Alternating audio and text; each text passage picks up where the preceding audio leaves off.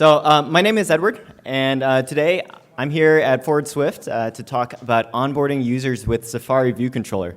So I'm really excited to be here again this year. I really love, this is my third Forward event so far, and I really love the community and all the different great talks and discussions that are involved, and the great after parties that Taylor, Tracy, and all the organizers host. So be sure to be at Lush Lounge tonight. Little bit about me. My name is Edward, and right now I run a mobile agency called Ship It. But before, I actually worked at Stormpath as a developer evangelist, doing developer tools for authentication on mobile, as well as PadMapper, where I built their iOS app. So, I've worked on a few cool, like open source mobile authentication and server-side Swift frameworks. So if you're interested in that, you can talk to me later about it. But today I'm here to talk about SafariViewController. So this is how my Monday this week went. I was like, hey, I'm so excited to start working my ForwardSwift workshop. Last minute, last week, let's see if everything works. Now, I decided to check the App Store review guidelines, and Apple says, okay, 4.1.1, Section 4, SafariViewController must be used to visibly present information to users.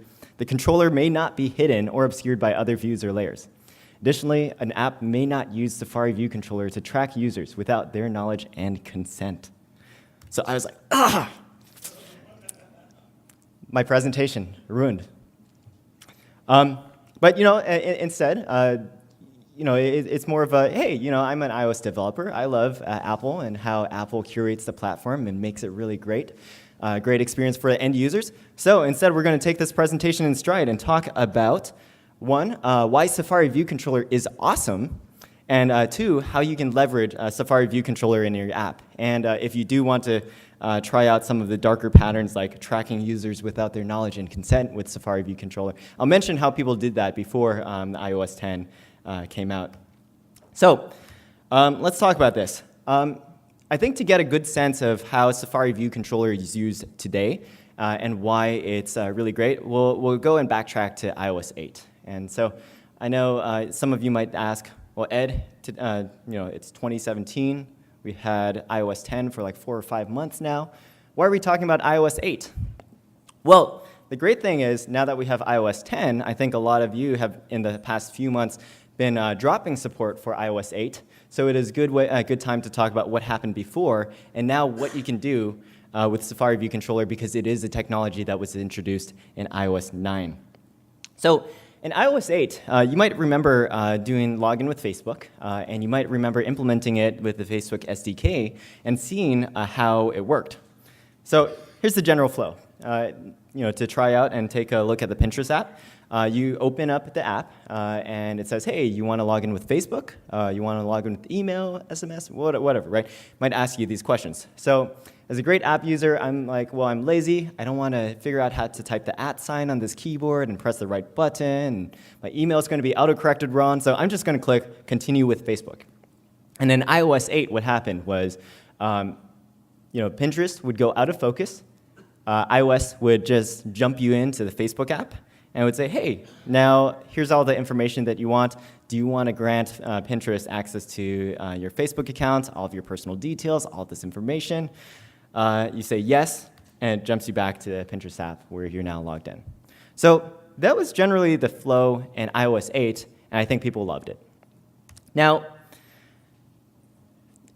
I don't know if you noticed, but in iOS 9, or after people started using iOS 9, Facebook actually changed how their SDK worked. And their, me having worked at Stormpath over the past year and working with our customers on authentication, a lot of our customers were like, hey, like why is it now doing things differently, right? Like I like the native app, people like native apps. I see my Facebook login flow working in a different way. And again, to recap, how this now worked after iOS 9 is that Facebook changed their SDK to actually use SafariViewController. So we have the same flow, right? I click on the Continue with Facebook button. And this time, instead of sliding over and opening up the Facebook app, what happens is WebView pops up. And here's this WebView. You can see it says facebook.com. It says, do you want to continue? You say yes. And you're popped back into the app, the view controller slides back down and disappears. And so like people I was talking to were like, wait, why are we doing this web view, right? Like, isn't this great that we can do the native views and we can, we can jump between native apps? Like, it looks kind of tacky to have a web view now. So the question really was, why is this better? And I actually spent a bit of time over the, a bit of time as in, not like months, but more like, I don't know, probably a few hours or a few days over the course of whatever to figure out like why is this better? And here's the conclusion I came up to. There's no like official Apple guide saying this is why it's better. But the two conclusions that I came up to is, one, this is actually faster than switching between apps, right? Because in iOS 8, you're popping from the Pinterest app to the Facebook app and back to the Pinterest app. And some people with older devices or even newer devices, when you jump from app to app, the other app might not be open, and Facebook would actually have to load from flash storage, right? And when it loads from flash, then it has to initialize and load all of its assets, and it might take 5 to 10 seconds to actually open up the app. On the fancy new iPhone 7s or whatnot, you probably don't get that anymore because everything's just in memory all the time.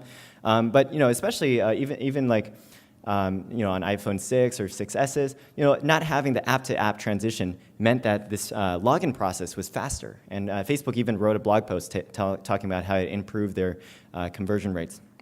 And the second thing is that not everyone had the app installed. I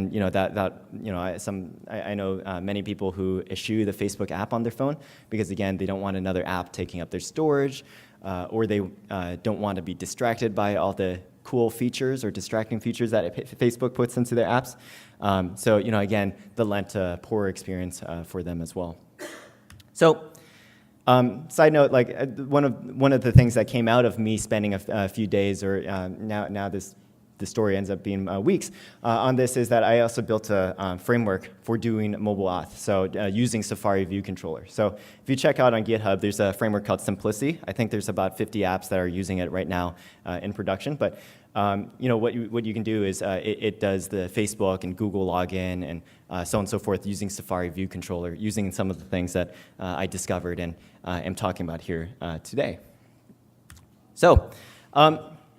The third reason why this is a better experience is if you look at how Facebook login works in iOS 9 without the SafariViewController.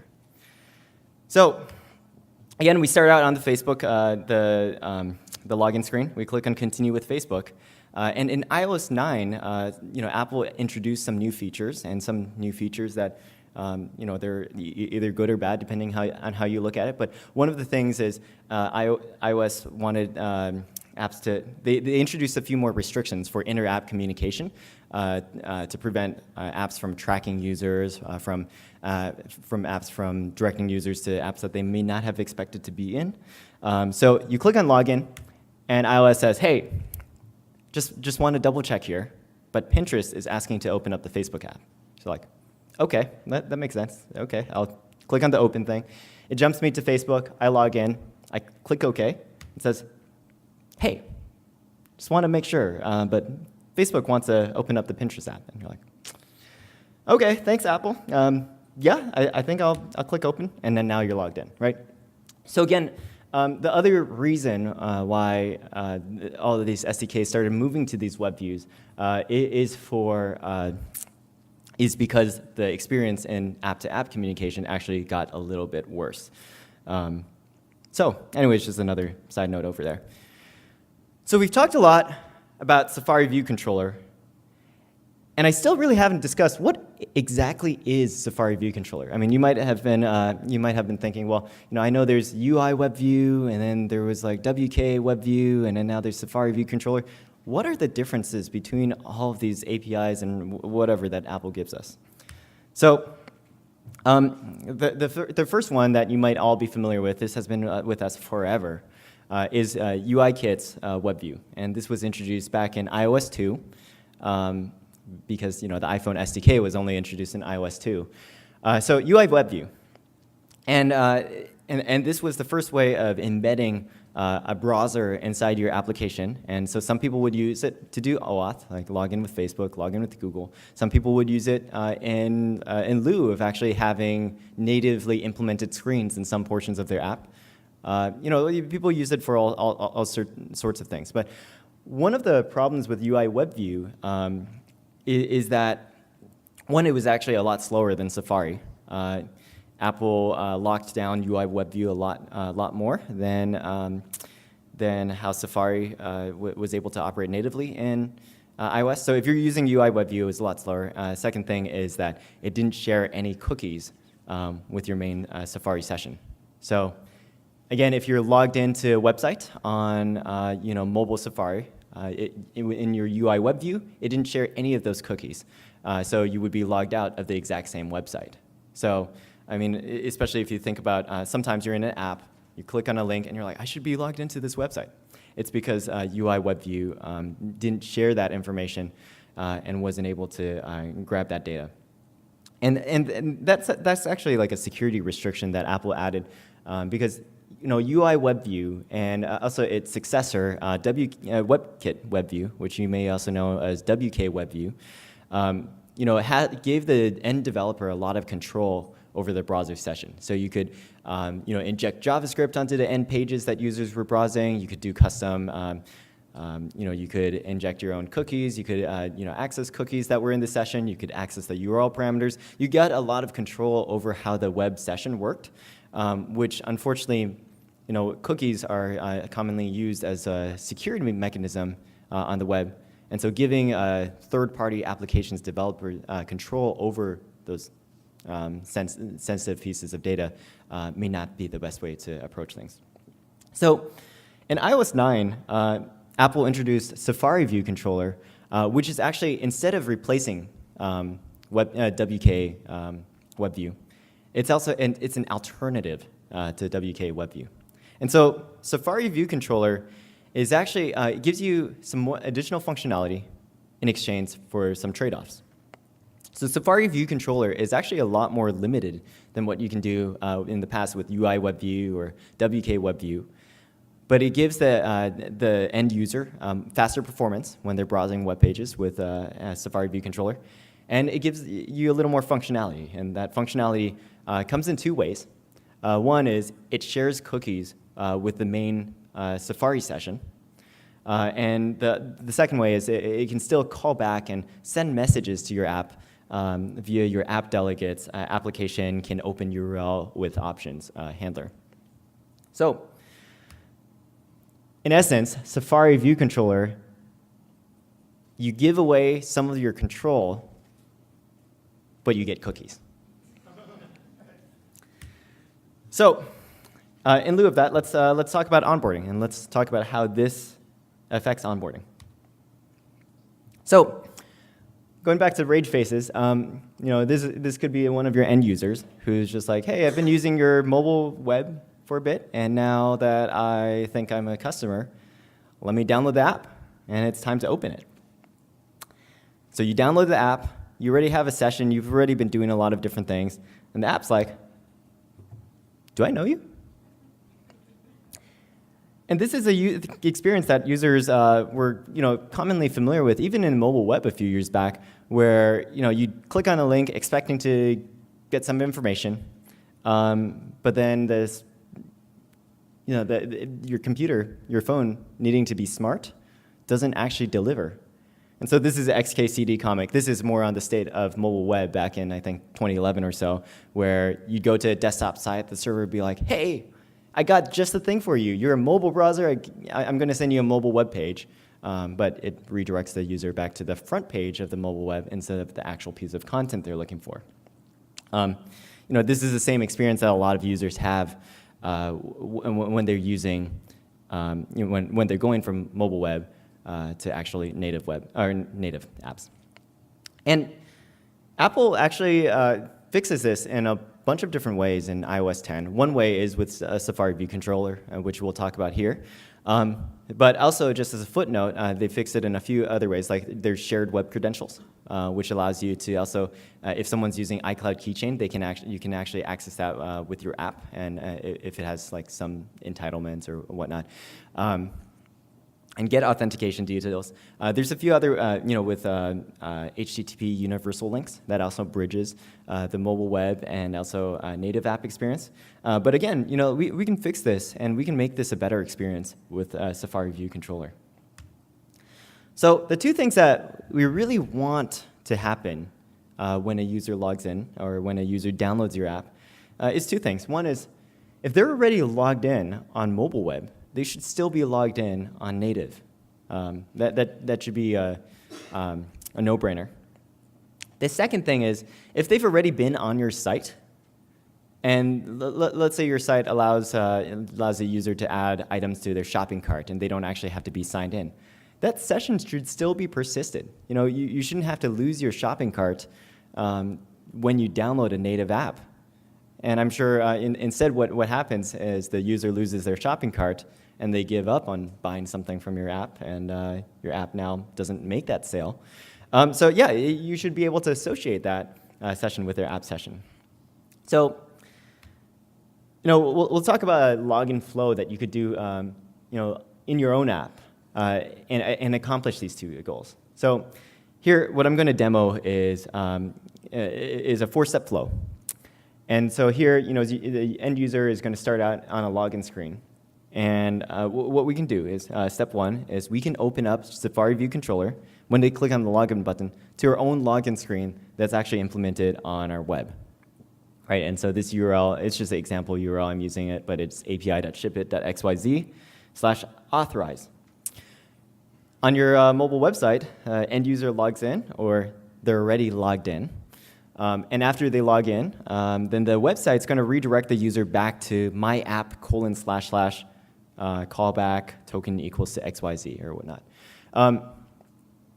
So if you're unfamiliar, in iOS, you can actually register what's called a custom URL scheme. So just like, Safari's linked to HTTP, HTTPS : you can register your own. For brevity's sake, I'm using my app : but in your own app, usually what's common is to use like a, your, shoot, I'm blanking, the reverse DNS of, basically like your bundle ID. You could use something like that as your URL scheme. And step 4 is, with that token, now your app can grab data and log in the user and grab in any other data associated with the session or whatever that it needs to keep track of. So let's take a look at this. I've written some code samples of just how easy it is to start this flow and do this flow. Some of it is semi-pseudocode, some of it is not. But pretty much, if we want to get started with SafariViewController and present this to the end user, it's pretty simple. First thing is we create a URL object that I'm sure many of you are all familiar with. We instantiate our SafariViewController with that URL, and we present the view controller. That's pretty much it. That's all you have to do to use SafariViewController. If you're targeting pre-iOS 9, of course, you have to do the if OS is iOS 9 and above and have a fallback mechanism. But now that most people are targeting iOS 9 and above, that's pretty straightforward. Let's talk about this URL, though. Let's talk about what exactly are we passing to the server. And if you're familiar with the finer-grained details of OAuth, I'm kind of presenting a simplified version of an OAuth Flow. You might want to do something a little more featureful or actually implement OAuth, or your backend developers might yell at you if you propose to do a simplified OAuth Flow, or that's not on spec. But pretty much the two parameters I'm passing in with this URL is one, the client ID. And this is just saying, hey, this is the type of, this is the app that's requesting this, because you have more than just iOS clients that are going to be logging in. You have Android, you have other, maybe a desktop application. You might have whatever. So a client ID just says, hey, who is attempting the login? The second thing is a state parameter, and this is more of a security parameter to prevent from cross-site or cross-app attacks that could happen.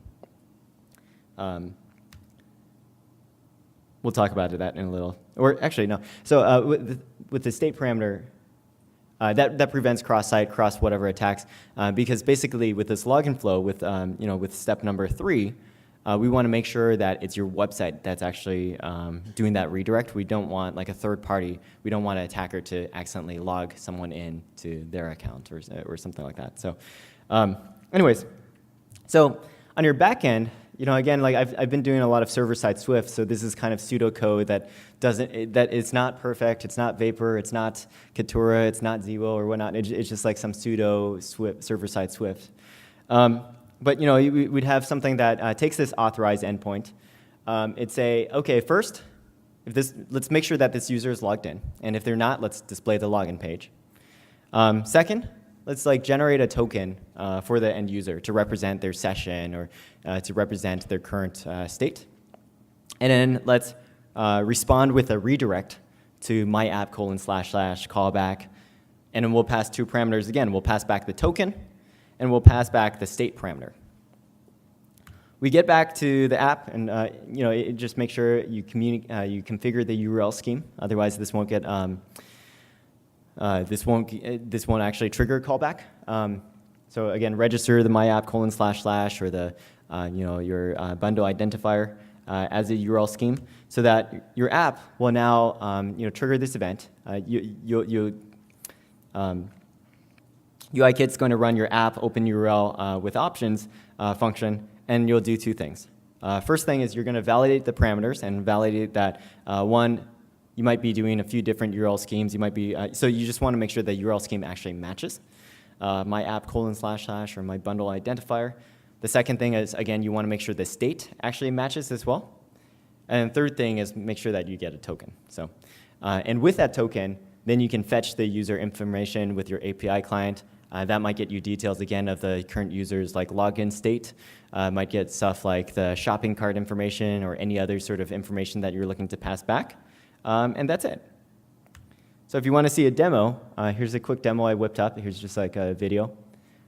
But yeah, so if you see right here, right, this is showing the use case where I'm already logged in, but I click the login button, it already detects that I'm logged in, and it just redirects me to the login page in my app. So again, it's very quick, very seamless, and very great onboarding experience for new users who are downloading the app. So the cookie monster approves.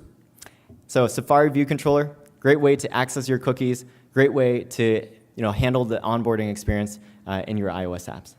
So with that, thanks everyone for listening to this talk. Hopefully I give you some useful information. Thank you so much for having me.